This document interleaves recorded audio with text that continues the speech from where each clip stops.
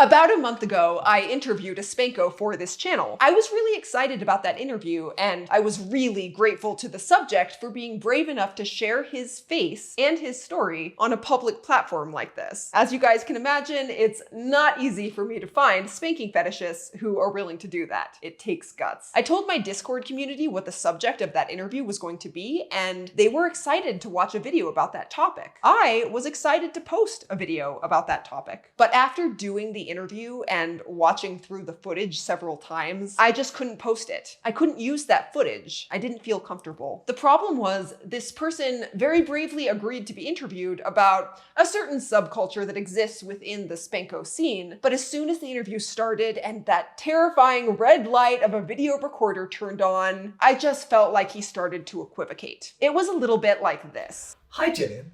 Thanks for agreeing to do this interview. Yeah, no problem. So, you're a Spanko. Let's start with the basics. What is a Spanko? Well, I don't really like labels, so I don't really think of myself as a Spanko, even though a lot of people would say that's the community I fall into. Oh, okay. Presumably, spanking plays some role in your life. Well, I mean, sure, but a lot of things play a role in my life, you know? I like hiking, I like cats, I like cooking. You know, a lot of things play a role in my life.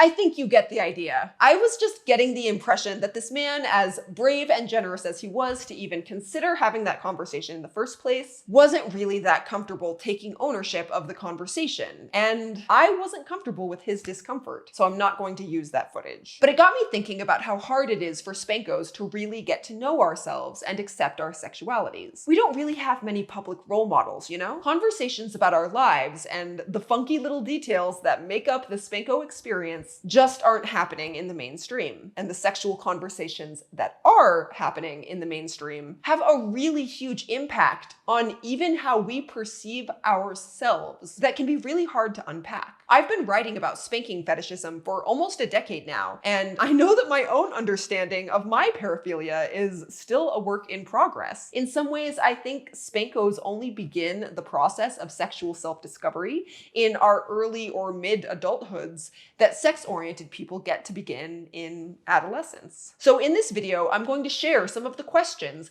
that I think are useful for spanking fetishists to ask ourselves. At least, these are the questions that I have personally found very useful in my own process of sexual self-awareness. And the usefulness of these questions does not expire. Our feelings and desires might and probably will change as time and experience shapes us.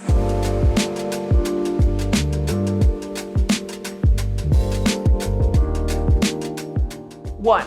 Am I a top, bottom, or switch? We'll start with a very basic question. Am I a top, bottom, or switch? That question seems easy, but it's deceptively simple. There's a lot of cultural pressure at work here. A lot of that pressure is gendered. I know many men in the spanking community who are switches, but they face a lot of pressure not to acknowledge that fact, even to themselves. Male switches face the same pressure from macro culture that male bottoms face, which is, of course, the really toxic and incorrect myth that it's not manly or masculine to be sexually submissive. But men who are switches also face some micro pressure that comes from within our own community. I sometimes hear Spanko bottoms say things like, I wouldn't ever want a dynamic with a top who switches. And to be clear, it's totally cool to have a sexual preference and express it. I mean, I'm definitely proud of those bottoms for knowing what they want and need. But it's also true that hearing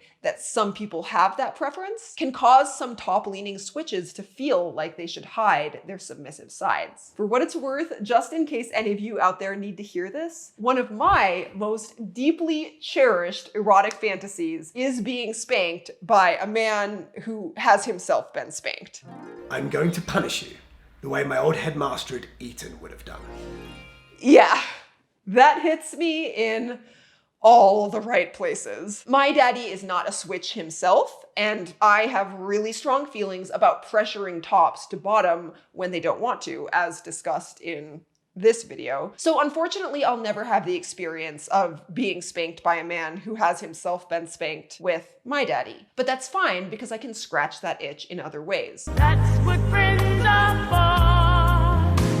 My point here is, if you're a male bottom or a male switch, I promise you, there are people out there who will absolutely relish a relationship with someone exactly like you, including your submissive side. Women face pressure in the spanking scene too, of course, but in my experience and opinion, that pressure actually flows in the opposite direction. There is a supply and demand problem with female tops. In other words, there is a huge demand for Spanko tops who are women. Everyone wants a mommy, but an extremely limited supply. Some people handle that supply-demand imbalance by putting a ton of pressure on women in the scene to top. Just like I know some Spanko men who feel pressured to hide their submissive sides, I know lots of Spanko women who also feel pressure to overemphasize or even invent a dominant side. We need to know who we actually are and what we actually want, not only for our own good, but also so we can treat other people well. If we're not being honest with ourselves, we can't be honest with friends, play partners, or romantic interests. 2.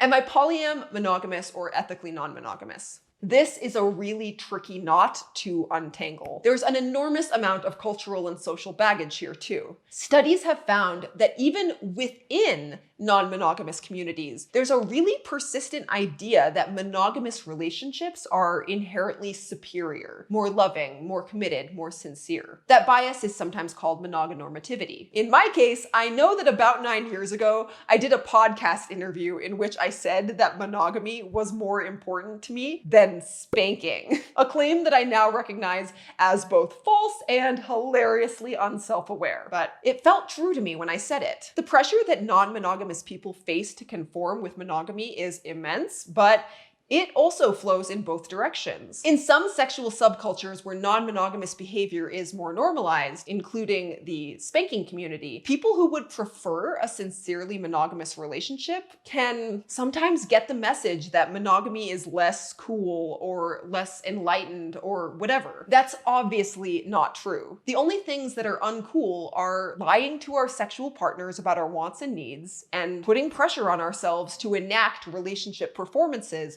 that don't feel authentic to us. I think it's also really important to remember that monogamy is not a binary. A lot of people talk about this topic as if the two options are polyamory and monogamy, and that's it. But that's just not true. Polyamory is only one expression of ethical or consensual non-monogamy, but there are others. In fact, there are as many different expressions of what ethical non-monogamy can look like as there are different people practicing it. The only way to know what kind of relationships you really want is to ask yourself. All of these options, polyamory, monogamy, or ethical non-monogamy, are healthy and beautiful provided we do the introspection required to know what we really want and communicate those needs honestly and compassionately with our partners. And like I said before, the answer to this question, like all of these questions, might be a moving target. When I first met Daddy, we were fully polyamorous, but today we consider ourselves ethically non-monogamous. Since neither one of us is currently in a romantic relationship or disciplinary dynamic with anyone else, but we both regard spanking play with friends as an expression of non-monogamy. Because it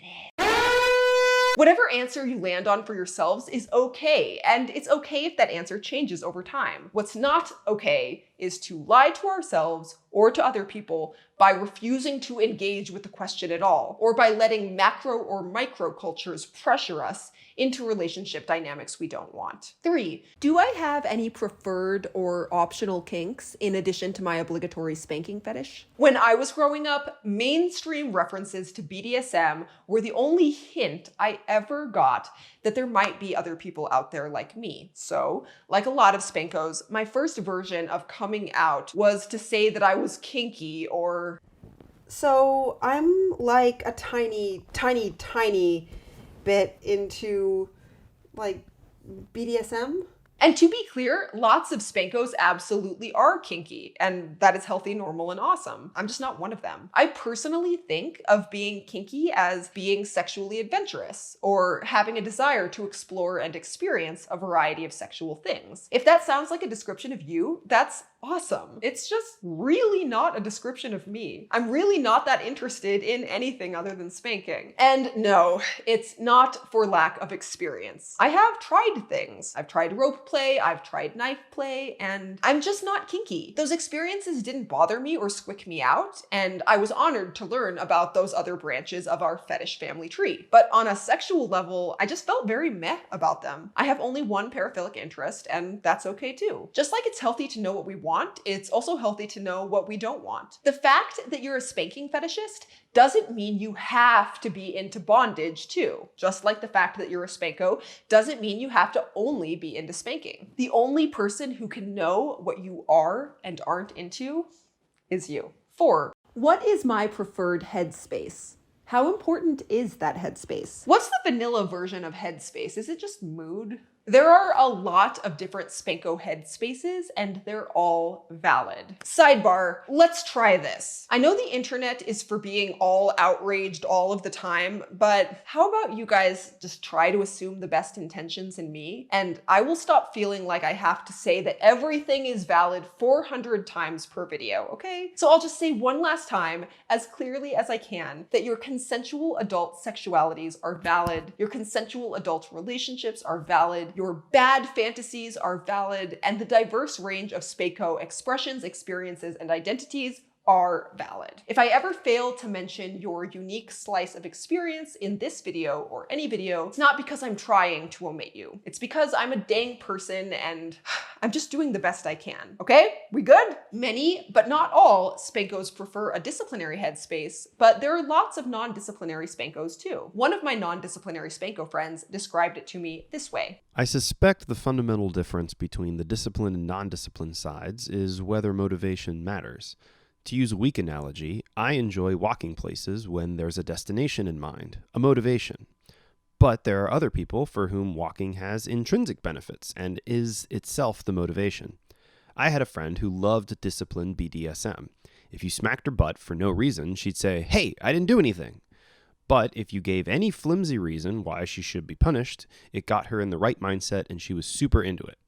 For me and my partner, spanking is intrinsically enjoyable and there isn't a separate mindset that we're looking to achieve. So that's how one person described the non-disciplinary experience. For other Spankos, age play is a really important part of their headspace, while others are more focused on the ritual or the rhythm or just the pure power exchange. Some Spankos are just really, really into butts, and they celebrate everything that can be done with, to, on, near, in, or around butts. There are also Spankos who like to watch spankings more than they prefer to experience them. This is all headspace, and your play, relationships, and experience in the scene will be both safer and more satisfying if you can identify the headspace or headspaces that work best for you. If you're a non-disciplinary Spanko, you don't need to force yourself to do disciplinary play just because those kinds of scenes tend to dominate parties or because that play dominates some bitch's book and YouTube channel. 5.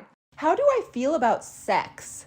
For me, this was maybe the most difficult question to answer. Throughout my 20s, I sincerely thought that sex, by which I mean oral, anal, and vaginal intercourse, was something that I wanted in my life and in my relationships. I sincerely thought it was important to me. When Daddy and I first got together, he felt the same way. We both thought sex was important to us, so we had it. And it was good, but, not as good as spanking.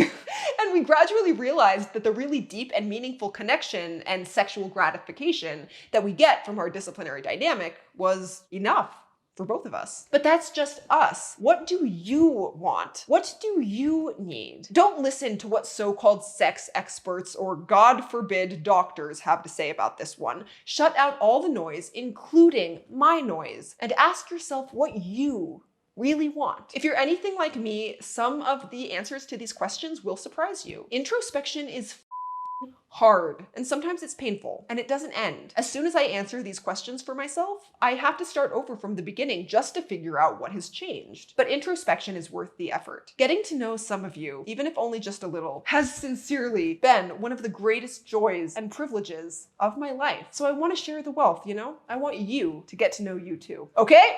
This video is getting long, and these were just the intro questions. I've got a list of deeper cuts coming up next. So we'll save those for part 2, See y'all next time.